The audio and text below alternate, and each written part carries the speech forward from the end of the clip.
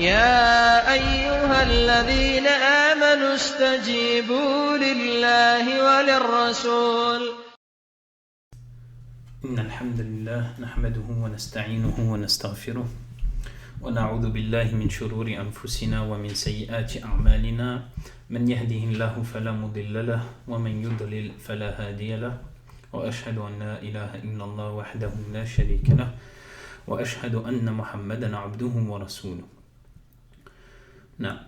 Donc dans le cours précédent, nous avons vu que Cheikh Mohammed ibn Abdul Wahhab al-Najdi disait que dans cette nouvelle introduction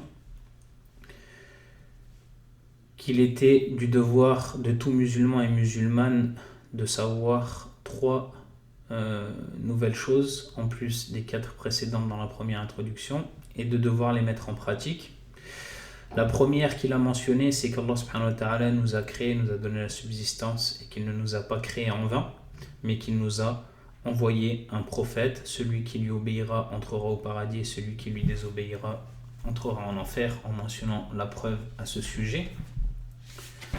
Ensuite, Cheikh, l'auteur nous dit donc الثانية أن الله لا يرضى أن يشرك معه أحد في عبادته لا ملك مقرب ولا نبي مرسل والدليل قوله تعالى وأن المساجد لله فلا تدعوا مع الله أحدا. Donc ici le cheikh nous dit la deuxième, c'est le fait qu'Allah n'agrée pas qu'on lui associe qui que ce soit dans son adoration, pas même un ange rapproché ou un prophète envoyé. La preuve à ce sujet est la parole d'Allah subhanahu wa ta'ala wa anna al-masajida lillah fala tad'u ma'a Allahi ahada. Les mosquées sont consacrées à Allah, n'invoquez donc personne avec Allah. Non. Donc ici cette deuxième chose que tout musulman et musulmane se doit de savoir et mettre en pratique est une chose qui est liée à l'unicité de l'adoration et qui démontre l'authentique méthodologie et la bonne règle dans l'adoration. Le fait que Allah subhanahu wa ta'ala doit être unifié et tous les actes d'adoration doivent lui être voués exclusivement. Il doit être voué à Allah subhanahu wa ta'ala exclusivement, seul, sans associé. Ainsi ici le cheikh a illustré le lien fort et intime qu'il y a entre l'unicité de la seigneurie et l'unicité de l'adoration. Puisqu'étant donné qu'Allah est celui qui nous a créé et nous a accordé subsistance, comme il l'a mentionné dans la première chose, il est de son droit d'être adoré seul, sans associé, comme il le mentionne ici dans cette deuxième chose. Au contraire donc de celui qui ne possède rien de ces actes qui sont propres à Allah subhanahu wa ta'ala, que ce soit la création ou la subsistance, que nous avons mentionné donc dans l'unicité de la seigneurie. Cette personne-là, celle qui donc ne possède pas ces actes qui sont propres à Allah subhanahu wa ta'ala seul sans associé, comment peut-il vouloir prétendre être en droit d'être adoré, même si c'est un ange rapproché ou un messager envoyé? Non. Donc la première chose que tout musulman et musulmane se doit de savoir, que nous avons mentionné, elle incarnait l'unicité de la seigneurie, alors que la deuxième, elle incarne l'unicité de l'adoration. Et la personne, elle n'est pas musulmane tant qu'elle ne reconnaît pas complètement ces deux types de monothéisme. Il ne suffit pas d'admettre l'unicité de la seigneurie, étant donné que les polythéistes l'ont eux aussi reconnu, et malgré cela, ça ne les a pas fait rentrer dans l'islam. Donc Allah subhanahu wa ta'ala n'agrée pas qu'on lui associe qui que ce soit dans son adoration, ni même les meilleures des créatures, que ce soit un ange rapproché ou un prophète envoyé. De ce fait, Allah subhanahu wa ta'ala est seul en droit d'être adoré, et la preuve à ce sujet est la parole d'Allah subhanahu wa ta'ala qu'a cité l'auteur. Wa anna al-masajida lillah fala tad'u ma'a Allahi ahada. Les mosquées sont consacrées à Allah, n'invoquez donc personne avec Allah. Ici, al-masajid, donc c'est le pluriel de masjid, c'est-à-dire les mosquées. D'accord ? Selon l'avis de certains pieux prédécesseurs, elles ont été nommées ainsi car elles désignent tout endroit dans lequel on se prosterne pour Allah subhanahu wa ta'ala. Et la prosternation est le plus immense et le plus noble pilier de la prière. D'où donc l'appellation de ces lieux de culte, masajid, par rapport au sujoud. Et selon certains autres pieux prédécesseurs, les mosquées, elles, désignent, ou du moins le mot masajid, désigne en fait les parties du corps sur lesquelles la personne se prosterne. Le front, la paume des mains, les genoux, la plante des pieds. Quand je parle du front, ça comprend aussi le nez. Non. Donc les parties sur lesquelles la personne doit obligatoirement se prosterner. C'est ça que ça désigne ici le mot masajid dans le verset. Et ces parties, donc, sont aussi la propriété d'Allah subhanahu wa ta'ala, car c'est lui qui les a créées. Il est alors interdit de se prosterner sur ces parties pour autre qu'Allah subhanahu wa ta'ala. Et lorsqu'Allah subhanahu wa ta'ala dit donc dans la suite du verset n'invoquez donc personne avec Allah, Allah azza wa jalla a donc interdit à l'être humain le polythéisme globalement et d'invoquer qui que ce soit avec lui particulièrement, car l'adoration, l'invocation, c'est l'adoration, comme ceci a été authentiquement rapporté dans la sunna du prophète sallallahu alayhi wa sallam, comme nous le verrons dans des chapitres à venir, inch'Allah ta'ala. Or, lorsqu'Allah subhanahu wa ta'ala interdit quelque chose, c'est qu'il ne l'agrée pas. Et Allah subhanahu wa ta'ala n'agrée ni la mécréance, ni le polythéisme. Il a d'ailleurs envoyé les prophètes, alayhi salatu wassalam, et révélé les livres divins que nous connaissons pour combattre la mécréance et le polythéisme, et y mettre un terme. Allah subhanahu wa ta'ala nous dit « وَقَاتِلُوهُمْ حَتَّى لَا تَكُونَ فِتْنَةً وَيَكُونَ الدِّينُ كُلُّهُ لِلَّهِ » et combattez-les jusqu'à ce qu'il ne subsiste plus d'association et que la religion soit entièrement en Allah. Par conséquent, si Allah n'agrée pas la mécréance et le polythéisme, il est alors du devoir du croyant de ne pas les agréer aussi. En effet, la satisfaction et la colère du croyant, elles doivent être guidées et en complète conformité avec la satisfaction d'Allah subhanahu wa ta'ala et sa colère. C'est ça qui va les guider et le croyant se doit d'être conforme à ceci. Ainsi, le croyant, il ne se met en colère que pour ce qui provoque la colère d'Allah subhanahu wa ta'ala. Et le croyant est satisfait par ce qui satisfait Allah subhanahu wa ta'ala. D'ailleurs, c'est une des caractéristiques reconnues authentiquement pour le prophète sallallahu alayhi wa sallam, le fait qu'il ne s'énervait que pour la religion d'Allah subhanahu wa ta'ala. Donc, si Allah n'agrée point la mécréance et le polythéisme, il ne convient pas aux croyants de les agréer. De plus, le polythéisme est un problème d'une gravité extrême qu'il ne faut pas négliger. Malheureusement,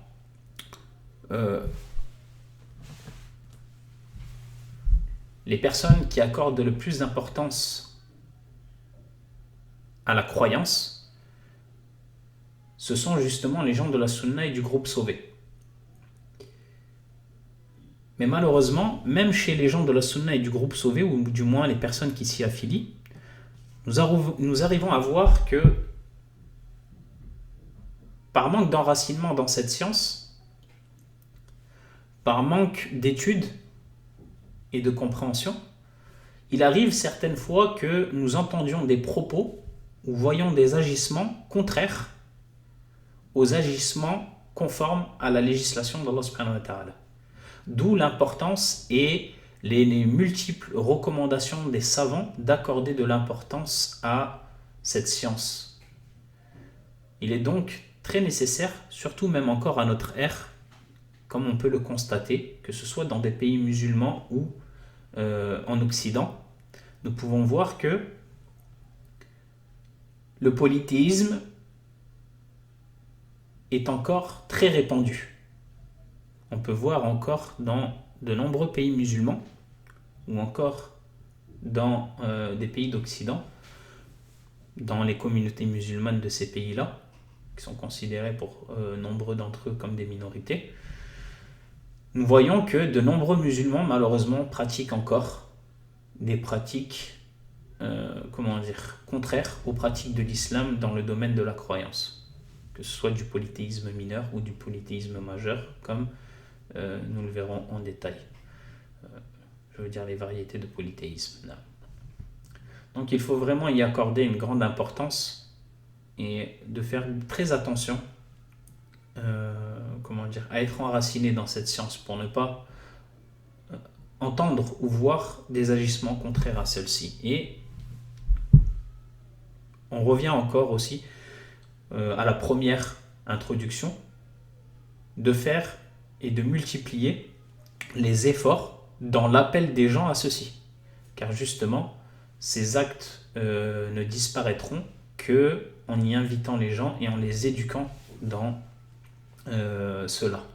Donc il est important aussi que ce soit les prédicateurs ou autres, comme on l'a dit, toutes les personnes sont concernées par la prédication, chacun a son statut.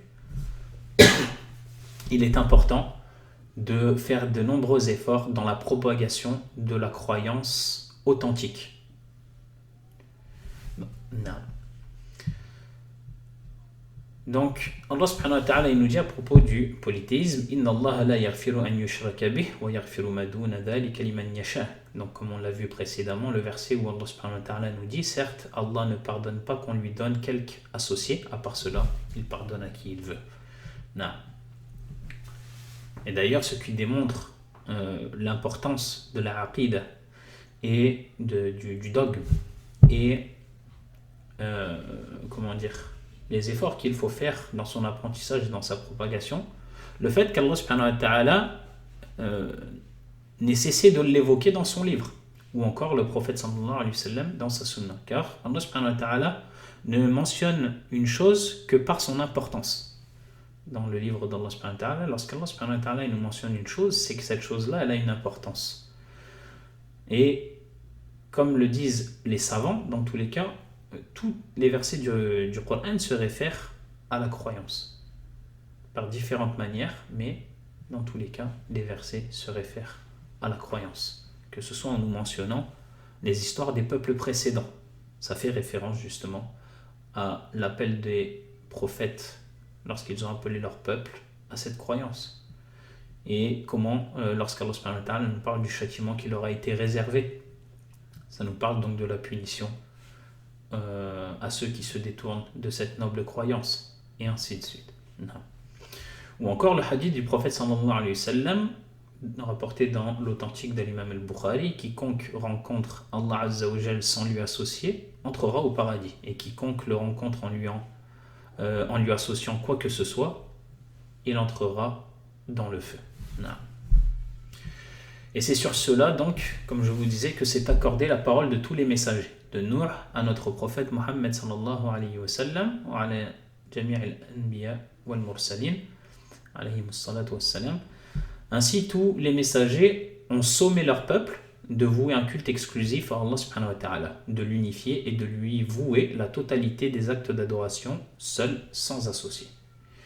Ils ne leur ont pas seulement notifié d'adorer sans aucune restriction, adorer et c'est tout. Non. Ils leur ont limité cela à l'adoration sincère. Ils les ont invités à adorer, ils leur ont sommé, ordonné d'adorer Allah subhanahu wa ta'ala seul, sans associé. Allah subhanahu wa ta'ala nous dit donc justement à ce sujet وَلَقَدْ بَعَثْنَا فِي كُلِّ أُمَّةٍ رَسُولًا أَنْ يَعْبُدُوا اللَّهَ وَاجْتَنِبُوا الطَّاغُوتَ.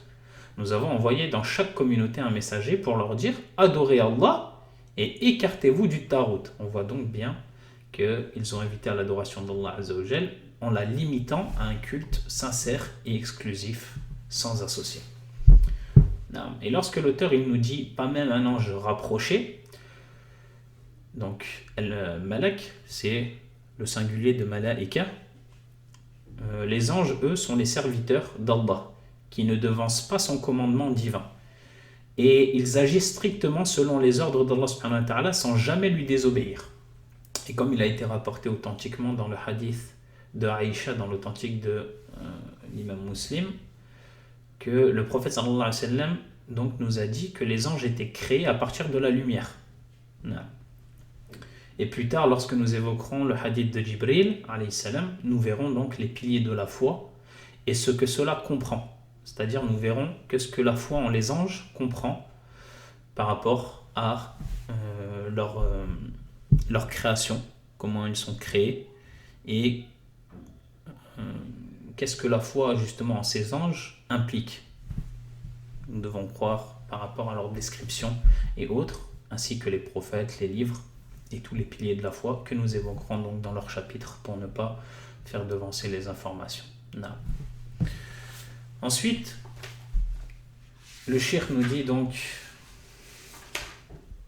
الثالثة أن من أطاع الرسول ووحد الله لا يجوز له موالة من حد الله ورسوله ولو كان أقرب قريبا والدليل قوله تعالى لا تجد قوما يؤمنون بالله واليوم الآخر يودون من حد الله ورسوله ولو كانوا آباءهم أو أبناءهم أو إخوانهم أو عشيرتهم أولئك كتب في قلوبهم الإيمان وأيدهم بروح منه ويدخلهم جنات تجري من تحتها الأنهار خالدين فيها رضي الله عنهم ورضوا عنه أولئك حزب الله ألا إن حزب الله هم المفلحون.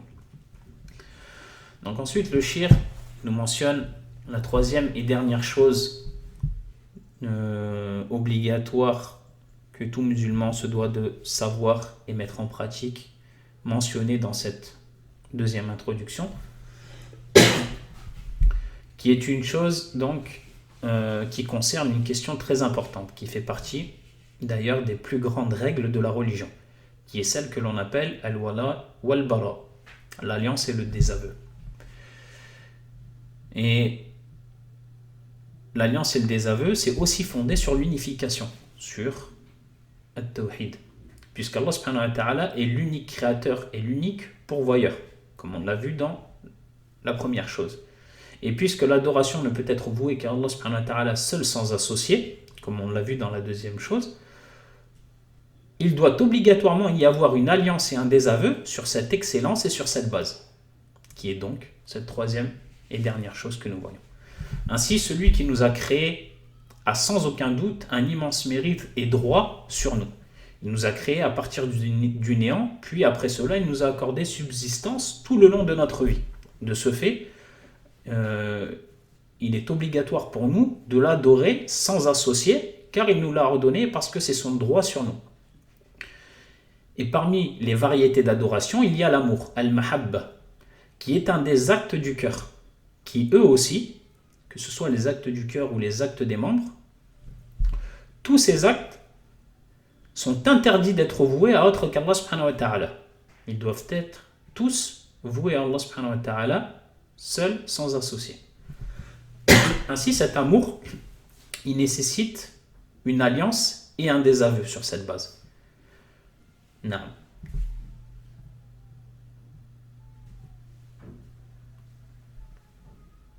On va s'allier avec celui qui a obéi au prophète, comme ici le shir y fait référence lorsqu'il nous dit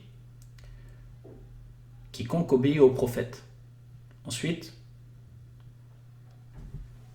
de même que l'on va s'associer avec quiconque unifie Allah subhanahu wa ta'ala, comme ici le shir nous le dit, et croit en l'unicité d'Allah azza wa jal. Donc toute personne qui obéit au prophète et en plus donc unifie Allah subhanahu wa ta'ala, cette personne, elle n'a pas le droit de prendre pour alliés ceux qui s'opposent à Allah azza wa jal et son messager sallallahu alayhi wa sallam, pas même ses plus proches parents. Non. Cette personne, elle n'a pas le droit d'honorer les ennemis d'Allah azza wa jal, de les glorifier ou de les estimer. Il est interdit de prendre comme alliés ceux qui s'opposent à Allah subhanahu wa ta'ala et son messager sallallahu alayhi wa sallam. Non. C'est la règle de l'wala wal-bara, de l'alliance et du désaveu. Et celle-ci, elle n'est véritablement comprise, cette règle, que par les gens de la sunna et du consensus. Au contraire donc des autres groupes égarés, tels que Al-Khawarij, d'accord, sous toutes leurs formes, qui eux ne font pas la distinction entre l'amour et les agissements. Au contraire des gens de la sunna et du consensus, eux, ils font parfaitement la distinction entre l'amour et les œuvres mondaines des agissements, tels que faire du commerce ou autre. Car malheureusement, ces gens, ces égarés, veulent arriver à leur but ultime de critiquer et de rendre apostats les musulmans et leurs gouverneurs par le fait que des fois ils font qu'ils ont des agissements avec des non-musulmans et l'Occident. Or, ceci n'implique aucunement l'alliance et le désaveu. Ça reste des œuvres mondaines. Non. Et cette règle de l'alliance et du désaveu, elle a été mentionnée dans de nombreux versets. Lorsqu'Allah subhanahu wa ta'ala nous dit Ya ayyuhalladhina amanu la tattakhidul yahuda wan nasara awliya'a ba'duhum awliya'u ba'd wa man yatawallahum minkum fa innahu minhum Inna Allaha la yahdi al-qawm adh-dhalimin. Ô les croyants, ne prenez pas pour alliés les juifs et les chrétiens. Ils sont alliés les uns des autres, et celui d'entre vous qui les prend pour alliés devient un des leurs. Allah ne guide certes pas les gens injustes. De même, lorsqu'Allah subhanahu wa ta'ala il nous dit Ya ayyuhalladhina amanu la tattakhidhu alladhina attakhadhu dinakum huzwan wa la'iban min alladhina utul kitaba min qablikum wal kuffara awliya wattaqullaha in kuntum mu'minin. Ô les croyants, n'adoptez pas pour alliés ceux qui prennent en raillerie et jeu votre religion, parmi ceux à qui le livre fut donné avant vous et parmi les mécréants. Et craignez Allah si vous êtes croyants. Ou encore le verset où Allah subhanahu wa ta'ala nous dit Ya ayyuhalladhina amanu la tattakhidhu aba'akum wa ikhwanakum awliya'a in istahabbu al-kufra 'ala al-iman wa man yatawallahum minkum fa ulaika humudh dhalimun. قل إن كان آباؤكم وأبناؤكم وإخوانكم وأزواجكم وعشيرتكم وأموال اقترفتموها وتجارة تخشون كسادها ومساكن ترضونها أحب إليكم من الله ورسوله وجهاد في سبيله فتربصوا حتى يأتي الله بأمره والله لا يهدي القوم الفاسقين. Ô vous qui croyez, ne prenez pas pour alliés vos pères et vos frères s'ils préfèrent la mécréance à la foi. Et quiconque parmi vous les prend pour alliés, ceux-là sont les injustes. Dis, si vos pères, vos enfants, vos frères, vos épouses, vos clans, les biens que vous gagnez, le négoce dont vous craignez le déclin et les demeures qui vous sont agréables, vous sont plus chers qu'Allah, son messager et la lutte dans le sentier d'Allah, alors attendez qu'Allah fasse venir son ordre et Allah ne guide pas les gens pervers. Ou encore le verset dans lequel Allah subhanahu wa ta'ala dit قَدْ كَانَتْ لَكُمْ أُسْوَةٌ حَسَنَةٌ فِي إِبْرَاهِيمَ وَالَّذِينَ مَعَهُ إِذْ قَالُوا لِقَوْمِهِمْ إِنَّا بُرَاءٌ مِّنكُمْ وَمِمَّا تَعْبُدُونَ مِن دُونِ اللَّهِ كَفَرْنَا بِكُمْ وَبَدَا بَيْنَنَا وَبَيْنَكُمُ الْعَدَاوَةُ وَالْبَغْضَاءُ أَبَدًا حَتَّى تُؤْمِنُوا بِاللَّهِ وَحْدَهُ. Certes, vous avez eu un bel exemple à suivre en Ibrahim et en ceux qui étaient avec lui, quand ils dirent à leur peuple nous nous désavouons de vous et ce que vous adorez en dehors d'Allah. Nous vous renions et entre vous et nous, l'inimitié et la haine sont à jamais déclarées jusqu'à ce que vous croyiez en Allah seul. Non. Et donc lorsque le shir ici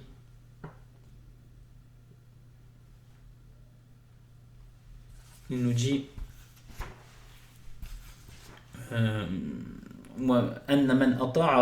et donc quiconque obéit au prophète sallallahu alayhi wa sallam, c'est-à-dire qu'il a répondu à son message et à sa prêche et qu'il est entré dans l'unique religion qu'Allah a agréée et n'accepte en dehors d'elle, qui est la religion de l'islam. Non. Et quand l'auteur nous dit wa wahhad Allah, c'est-à-dire et croit en l'unicité d'Allah, ça veut dire dans sa seigneurie, dans son adoration et dans ses noms divins et ses attributs parfaits, c'est-à-dire les trois types de monothéisme que nous avons mentionnés précédemment. Puis lorsque l'auteur nous dit la yajuzu lahu muwalatu man hadda Allah wa rasulahu walau kana aqrab qarib, donc n'a pas le droit de prendre comme alliés ceux qui s'opposent à Allah et son prophète, même si ce sont les plus proches, parce que cela est en contradiction avec la foi. Il nous n'est pas possible d'aimer, d'assister ou de faire triompher une personne qui ne croit pas en ce que nous croyons. Et quand le shir donc nous dit walau kana aqrab qarib, même ses plus proches parents, c'est-à-dire en fait que l'alliance et le désaveu, elles doivent être pratiquées avec tout le monde. Ainsi, nous nous allions avec tous ceux qui se sont alliés à Allah Azza wa Jal et son messager sallallahu alayhi wa sallam. De même que nous nous opposons à tous ceux qui enfreignent la religion de l'islam et se sont opposés à Allah et son messager sallallahu alayhi wa sallam. Et c'est ceci, le véritable amour, le fait de faire devancer l'amour du Créateur sur l'amour de la créature. De ce fait, prendre comme alliés ceux qui s'opposent à Allah Azza wa Jal indique que la foi en Allah et son prophète sallallahu alayhi wa sallam est faible dans le cœur de cette personne, voire complètement absente. En effet, il n'est pas convenable d'aimer quelque chose qui est l'ennemi de celui qu'on aime. c'est-à-dire l'ennemi d'Allah subhanahu wa ta'ala. Et quand on dit prendre pour alliés, cela consiste à les secourir ou les aider dans leurs agissements et leurs égarements. Cependant, cela n'empêche pas de les conseiller et de les appeler à la vérité. Non. Ensuite, donc, le cheikh nous mentionne la preuve. La tajidu qawman yu'minuna billahi wal yawmil akhir yuwadduna man hadda Allah wa rasulahu walau kanu aba'ahum aw abna'ahum aw ikhwanahum aw ashiratahum ulaika kataba fi qulubihim al-iman wa ayyadahum bi ruhin min wa yudkhiluhum jannatin tajri min tahtiha al-anharu khalidina fiha radiyallahu anhum wa radu an ulaika hizbullah ala inna hizballahi humul muflihun. Donc lorsqu'Allah subhanahu wa ta'ala nous dit, tu n'en trouveras pas parmi les gens qui croient en Allah et au jour dernier, qui prennent pour amis ceux qui s'opposent à Allah et à son messager, fussent-ils leur père, leur fils, leurs frères ou les gens de leur tribu. Il a prescrit la foi dans leur cœur et il les a aidés de son secours. Il les fera entrer dans des jardins sous lesquels coulent les ruisseaux, où ils demeureront éternellement. Allah les agrée et il l'agrée, ceux-là sont le parti d'Allah est celui de ceux qui réussissent. Donc l'explication de ce verset, lorsqu'Allah subhanahu wa ta'ala nous dit tu n'en trouveras pas parmi les gens, ici le message est adressé au prophète sallallahu alayhi wa sallam particulièrement, mais bien évidemment il est adressé aussi à sa communauté par découlement. Non. Ainsi, nous ne trouverons pas parmi les croyants des gens qui s'allient à ceux qui s'opposent à Allah et à son messager sallallahu alayhi wa sallam, car la foi empêche cela. Et lorsqu'il dit qu'ils prennent pour amis, c'est-à-dire qu'ils ne montrent aucune complaisance, aucun attachement pour ces gens qui s'opposent à Allah et à son messager sallallahu alayhi wa sallam. Ils peuvent traiter avec eux, mais sans aucun amour entre eux. Non. Et lorsqu'il dit subhanahu wa ta'ala, fussent-ils leur père, leur fils, leurs frères ou les gens de leur tribu, comme on l'a vu tout à l'heure, Allah subhanahu wa ta'ala il l'a mentionné dans de nombreux autres versets, comme celui que nous avons mentionné parmi les nombreux, Ya ayyuhalladhina amanu la tattakhidu aba'akum wa ikhwanakum awliya'a in istahabbu al-kufra 'ala al-iman wa man yatawallahum minkum fa ulaika humud dhalimun. Ô vous qui croyez, ne prenez pas pour alliés vos pères et vos frères s'ils préfèrent la mécréance à la foi. Et quiconque parmi vous les prend pour alliés, ceux-là sont les injustes. Ensuite, après avoir mentionné tout ceci, Allah subhanahu wa ta'ala donc a illustré la récompense qu'il a attribuée à ceux qui se conforment à ces caractéristiques et le profit de cette alliance et de ces deux aveux en Allah subhanahu wa ta'ala. Lorsqu'il dit il a prescrit la foi dans leur cœur. Ceci donc est le premier profit. Ensuite, il nous dit et il les a aidés de son secours, c'est-à-dire qu'il leur a donné la victoire et la protection, de même qu'il les a soulagés, il les a aidés. Ça, c'est le deuxième profit. Ensuite, il nous dit il les fera entrer dans des jardins sous lesquels coulent les ruisseaux, où ils demeureront éternellement. Donc, ceci est le troisième profit qui leur est accordé. Puis Allah subhanahu wa ta'ala nous dit Allah les agrée. Allah subhanahu wa ta'ala les a agréés par rapport à ce qu'ils ont fait, à ce qu'ils ont accompli, ce qu'ils ont exécuté des droits d'Allah subhanahu wa ta'ala, parmi lesquels justement figurent l'alliance et le désaveu. Puis Allah subhanahu wa ta'ala nous dit et il l'agrée, c'est-à-dire que les croyants agréent ce qu'Allah subhanahu wa ta'ala leur a octroyé comme immense récompense de sa part. Non. Ensuite Allah subhanahu wa ta'ala nous dit ceux-là sont le parti d'Allah. Le parti, al-hizb, c'est le groupe. C'est-à-dire quand des gens se réunissent sur une même chose. Et les gens, de manière générale, sont de deux partis. Le parti d'Allah Azza wa Jal et le parti de Shaitan. Donc eux, les gens de l'obéissance, sont le parti d'Allah. Et l'élite, justement, de ce parti sont les gens de la sunna et du consensus par rapport à leur rassemblement sur l'amour et l'obéissance à Allah subhanahu wa ta'ala. Et tant que le groupe il est sur cette configuration qui vient d'être mentionnée, alors il n'est pas répréhensible. Ce n'est pas parce qu'on a utilisé le mot hizb que c'est quelque chose donc de néfaste ou de répréhensible. Puis Allah subhanahu wa ta'ala conclut en disant le parti d'Allah est celui de ceux qui réussissent, une réussite qui est dans cette vie d'ici-bas avec une bonne guidée vers la croyance authentique et une conformité avec la religion de l'islam, conformément à la sunna authentique du prophète Mohammed sallallahu alayhi wa sallam, mais aussi une réussite dans l'au-delà avec le paradis et ses jouissances.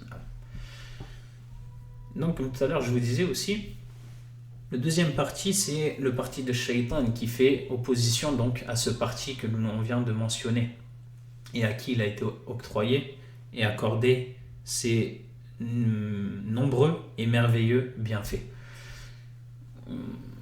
Le parti donc de Shaitan qui lui est le parti désapprouvé et le parti qui est blâmé, c'est celui qu'Allah subhanahu wa ta'ala nous mentionne lorsqu'il dit يوم يبعثهم الله جميعا فيحلفون له كما يحلفون لكم ويحسبون أنهم على شيء ألا إنهم هم الكاذبون استحوذ عليهم الشيطان فأنساهم ذكر الله أولئك حزب الشيطان ألا إن حزب الشيطان هم الخاسرون. Le jour où Allah les ressuscitera tous, ils lui jureront alors comme ils vous jurent à vous-même, pensant s'appuyer sur quelque chose de solide, mais ce sont eux les menteurs. Le diable les a dominés et leur a fait oublier le rappel d'Allah. Ceux-là sont le parti du diable et c'est le parti du diable qui sont assurément les perdants. Ainsi, on voit que l'aboutissement du parti du tout miséricordieux d'Allah subhanahu wa ta'ala est la prospérité et le succès, ainsi que la victoire et le triomphe, que ce soit dans la vie d'ici-bas ou dans la vie de l'au-delà. Alors que l'issue du parti du shaitan n'est que la perdition. Et c'est avec ces termes donc que le shir a conclu cette deuxième introduction. ونكتفي بهذا القدر سبحانك اللهم وبحمدك أشهد أن لا إله إلا أنت أستغفرك وأتوب إليك وآخر دعوانا أن الحمد لله رب العالمين.